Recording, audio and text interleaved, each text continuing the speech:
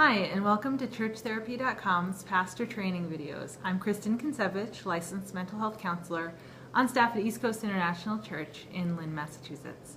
Today I'm going to be talking about something that came about from a question that my lead pastor, Kurt Lang, asked me years ago. He asked for some help understanding some tools for helping assess someone's overall emotional health. So you're meeting with a parishioner and you want to know, how do I really know if this person is emotionally healthy? And if they're not, what areas I'm looking at to try to help them? And that can be a really tough question if you, have a lot of theological training, maybe a little bit of pastoral counseling tools, but you're not really sure what makes the overall picture of emotional health. Certainly, Pete Scazzaro has written Emotionally Healthy Spirituality and The Emotionally Healthy Church. Those are great tools. But even that doesn't give necessarily a broad overview of understanding and assessing a specific parishioner. It talks about, in general, what makes spiritual life healthy or spirituality healthy. But we're really talking about some areas that can help you, and kind of an assessment tool for you to use when you're meeting with someone to really kind of have some little check boxes that you're thinking through. So in response to that question by my pastor, I developed something called Emotional Traps, and I wrote a book about that. It's right here. You can get it on Amazon, and it's just called Emotional Traps: Finding Freedom in Everyday Life.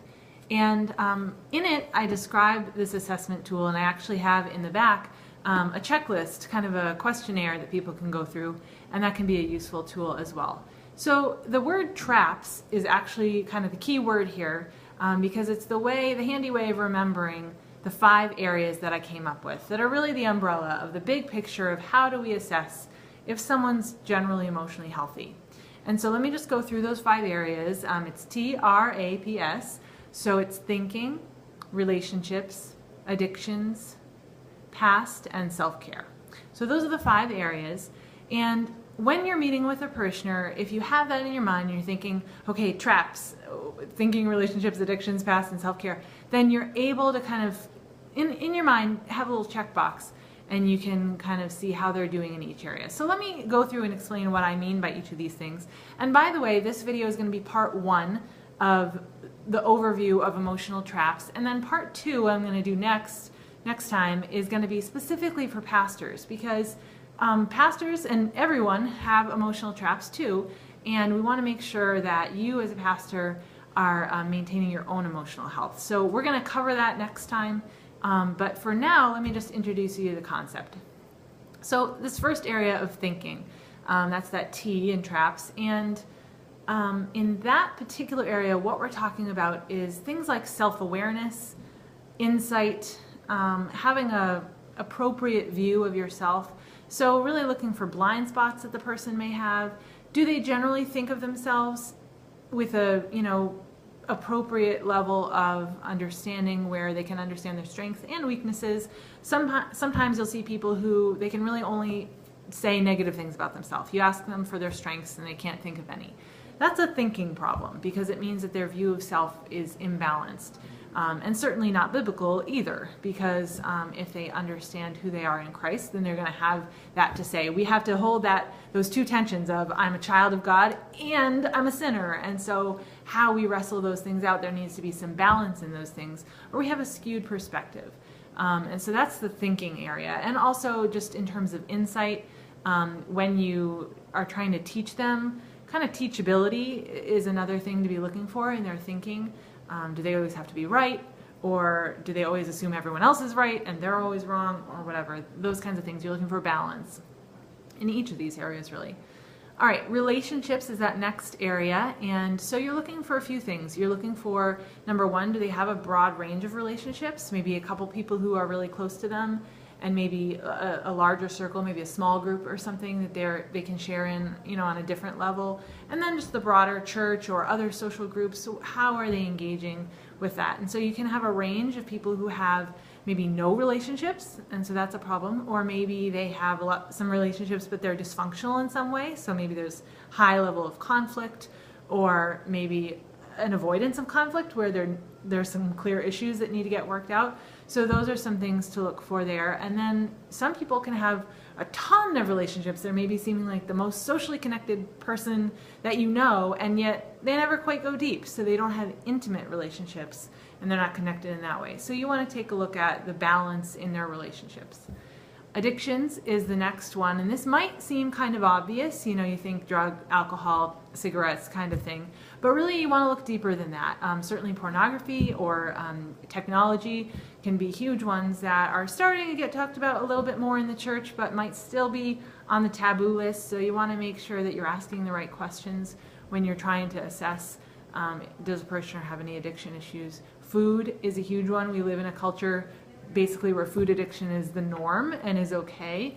And so we want to really be looking at what are the biblical standards for how we view food, and is that person struggling? Again, this is not to condemn them or something, but just to help them understand what areas they might need to work on.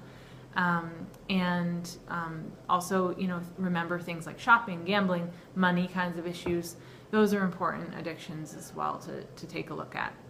Moving into that P area of your past or the person's past, obviously you just want to hear their story. So hopefully you've done a lot of listening and you've found out a lot of details about their life. And so you really want to be asking, how does their past affect their present? What's going on for them? Maybe they have some abuse in their past. Maybe they have some things they've done wrong. There can be guilt and shame that's coming with them into the present.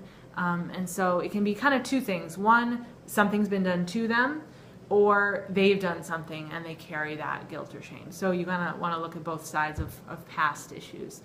And then really, okay, so how do you help someone move forward if they have issues from their past? And I think, leading them through a process of forgiveness, acceptance, healing, those things take time to unfold, and you really can't force that. So you have to just do a lot of listening and let them process, and really just encourage them, speak truth into their life, and really be a person that's trustworthy for them. Sometimes trust is really hard to build when you've had a difficult past, and so you're just making another relationship for them as an authority figure. That can also come out. They may buck up against you, you start to get close and then they resist you or stop calling you back or things like that. That can be a past issue where they're really projecting onto you something about authority figures from their past. And so just being aware of that is really important. And then that last area, finishing it off, is self-care. This is such an important area that I think Christians often neglect, especially when you've got a high-level ministry leader who is so capable and just taking on a lot of things. Sometimes self-care gets put on the back burner. And so you want to be looking at, is this person taking time to take care of themselves? And this also includes, a little bit of overlap with the relationships area, their family as well. Are they taking time for their family? Are they taking time? Basic things like how much sleep they're getting per night. Are they eating healthy foods? Are they exercising? Do they have, how are they physically? Are they well kept? Or are they, maybe need to take time to do some more hygiene type things. So any of those areas can be self-care. And certainly we usually tend to ask the questions of, are they reading their Bible and praying every day? And those are important aspects of self-care as well. But really taking a look at those physical aspects too. Don't forget that in your process of asking. So if someone seems completely, just overwhelmed and stressed, how much sleep are they getting every night? If they say 5 or 6 hours, that's not enough. And so they need help coming up with ways to increase their self-care. And so you can really only make one change at a time. And so as you assess all of these 5 areas, you really don't want to say, okay, here's all the things that you need to work on and let's work on them all simultaneously. You need to just go slow and pick the one that they think is the most important. And if you've watched my video on motivational interviewing, that could be a good start too for helping them find one area that they want to start to change in. And so refer back to that video for some tools on how to do that. That's the big overview on emotional traps. Again, there's so much more detail in my book if you want to take a look at that on Amazon. But next time, as I mentioned, we'll kind of talk about how these emotional traps can apply to your life as a pastor. So stay tuned for that, and thanks for listening.